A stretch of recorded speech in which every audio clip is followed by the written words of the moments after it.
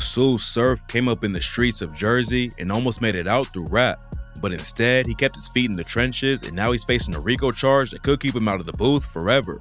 From rap battles and major cosigns to shootouts and drug deals, this is the wild story of how Tsu Surf got taken down.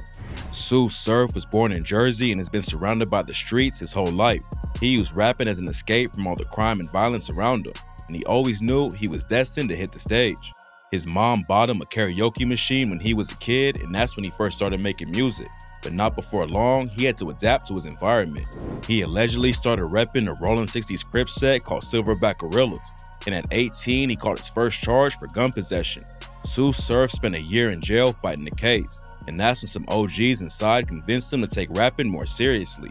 When he bonded out, Surf got on his music grind and started building a little buzz in the city. But after a year of freedom, he pleaded guilty in the gun case and had to spend a year in prison. A year in jail wasn't great, but it was nothing compared to prison. Surf described it as gladiator school to Vlad. That's another world, like it's grown men in there, you know what I mean? Like it's gladiator school in there, you know what I mean, type shit. And those are the things like people like me, people where I'm from, like you grow up real fast, so they be like, you know what I mean, somebody 18, but they look 24, 25. Catching the charge and getting booked was bad enough, but Surf's baby mama was expecting their child when he went in, and Surf didn't get to meet his daughter until she was already 3 months old. Surf came out of prison and knew he needed to switch up how he was moving. He had been rapping his entire life and already had some momentum behind his name, so after serving his time, he came out and went hard in the battle rap scene. He joined the Ultimate Rap League, which is one of the most well-respected rap battle competitions in the world. It started in New York and was a series of DVDs where new rappers would be interviewed about their life and come up. Most of the DVDs would have rap battles filmed on the street without any judges, and the style ended up being copied by other battle leagues like MTV's Monday Night Fight Club and Showtime Battle Rap League. The Ultimate Rap League helped open the door for battle rappers to actually make money, and Surf proved he was one of the best in the world from the jump. He was winning battles, building momentum, and getting his name out in the industry, and it didn't take long before he caught the attention of Joe Budden and started touring with him. A lot of battle rappers don't ever hop in a booth and record actual tracks, and most of the ones who do end up getting clowned because battle rapping and making good songs are two different skill sets, and battle rappers aren't known for making good music in the studio. Surf has been dropping his own projects for over a decade though, and he proved that he can handle himself in the booth just as well as he can in the battle. He's linked up with Boosie Badass, Benny the Butcher, G Herbo, and way more, and a lot of his tracks have racked up over 1 million streams on Spotify. But even though his career was taking off, Tsu Surf couldn't stay out of the streets. In 2017, one of his homies was allegedly shot by the OPPS, and Surf wasn't gonna let it slide. He was booked for attempted murder after he allegedly let off shots at a dude from the Rolling 47 neighborhood Crips. Battle rap fans were shocked when the news broke that Surf was still out there spinning the block. And it turns out he was already out on bail for another gun possession charge when the shooting allegedly went down. Surf ended up back in jail again, but luckily he ended up beating the attempted murder case and got out in 2018. Fans were hoping he would finally leave the streets behind and focus on his music, but unfortunately that's not how it went down. After he got out of jail again, Tsu Surf drove a friend home and had to cross through OPPS territory. Instead of taking a different way back after dropping his friend off, Surf just headed back the same way home, and the decision almost cost him his life. Surf told DJ Vlad that if he saw an op ride through his hood like that, he'd think something was up, and apparently that's how they ended up catching him. On his way back home, Surf was stopped at a red light when some shooters hopped out and started letting off shots. The first shot went through his arm, then Surf got hit 4 more times in the ribs and stomach. At that point, he didn't know if he was gonna make it, but he definitely couldn't drive himself to the hospital. After the shooters ran off, Surf stumbled out of the whip leaking bad from 5 bullet holes. He tried to flag down a car to get some help, but when people saw a bloody dude almost falling over in the middle of the road, most of them just swerved out of the way and kept driving. Surf came close to dying right there, but then the car finally stopped and he jumped into the back seat.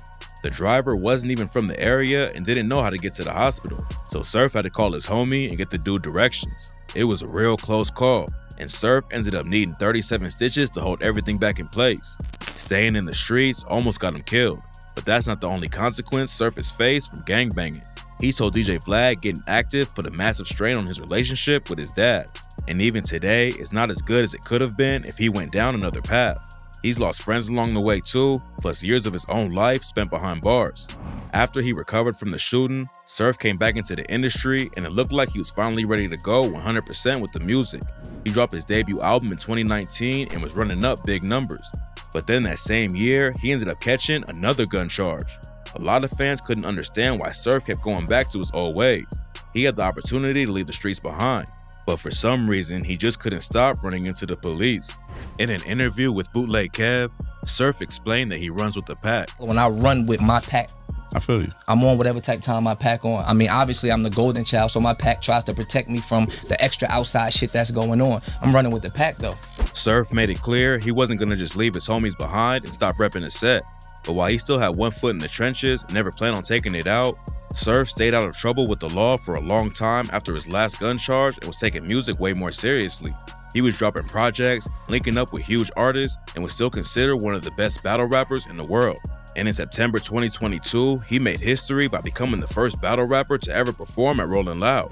Everything seemed like it was heading in the right direction for Tsu Surf to hit the mainstream. At that point, he would have been making enough legal cash to get all his homies out of the streets. But just 1 month later, everything fell apart.